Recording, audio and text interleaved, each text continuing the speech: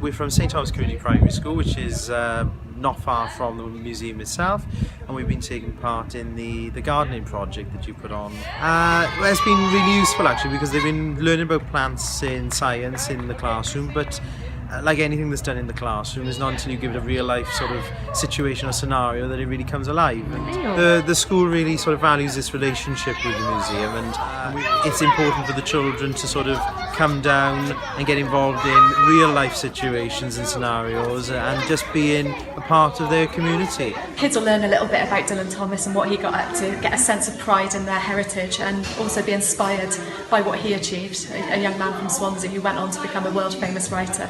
It gives that sense of aspiration, as well as being very enjoyable. So I think from our point of view here at the Centre, it's one of the favourite parts of all our jobs, just seeing what the young people come up with. So their imaginations are absolutely superb, and I hear some of the most amazing stories and poems in the course of any of our sessions here. Ballet is something, it's very expensive to go to in terms of class fees as well as other costumes. So this is one of the good opportunities for our children to attend ballet class, something that they can never get otherwise. So I work primarily with asylum seekers, and they don't have the right to work here in the UK, and isolation can be a really big problem, especially when you're living on such a small amount, less than £40 a week. Just the opportunity to get out of the house, meet new people, learn new things has a transformative effect on people's mental and physical health. Especially people who are seeking asylum, they need to be reminded of the fact that this is circumstances.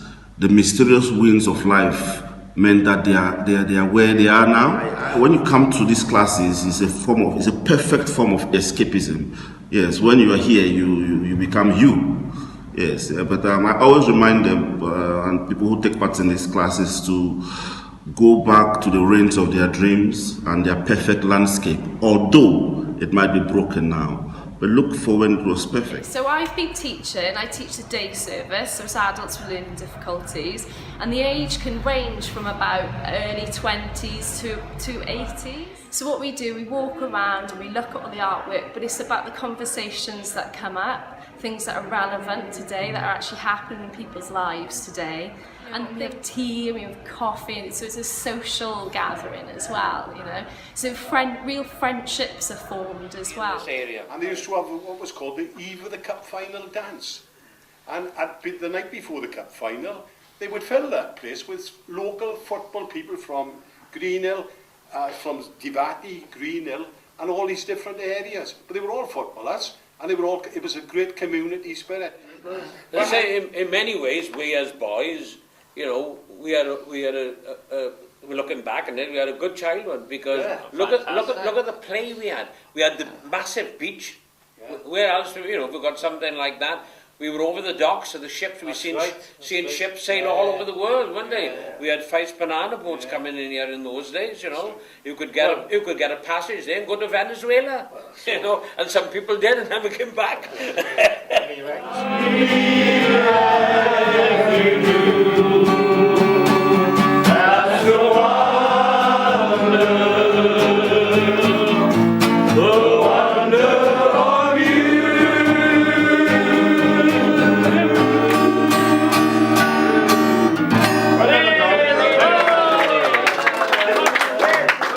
This year Swansea was really lucky to host the biggest weekend, which saw some of the world's biggest pop stars, including Taylor Swift and Ed Sheeran, play at Singleton Park. My name is Simon Parton and I'm a project coordinator for the Swansea Music Hub. Together with Fusion, we supported BBC Radio 1's Academy in the weeks leading up to the festival. We reached out to young people across the city, sharing opportunities including workshops, events and volunteering opportunities. We had over 7,000 people that got involved. We helped to facilitate over 50 workshops, which included songwriting, music production sessions, guitar lessons, getting into the music industry, advice for young aspiring musicians, and seminars on working in the digital industries surrounding music and radio. We also coordinated live events all around the city which showcased both local and regional musicians and performers, which included choirs, bands, solo artists and DJs.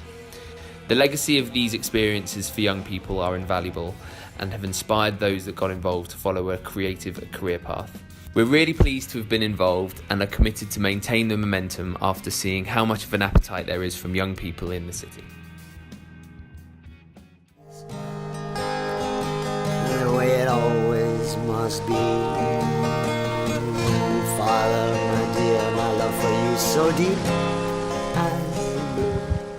Well, I was involved with the Swansea One project by being told by my friend that they were looking for people who haven't been born in Swansea, so out of Swansea.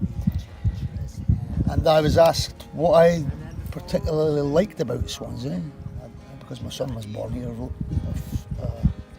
a song for him about the sea and took some beautiful pictures and is showing in the museum, and it's beautiful to have people come and see our project.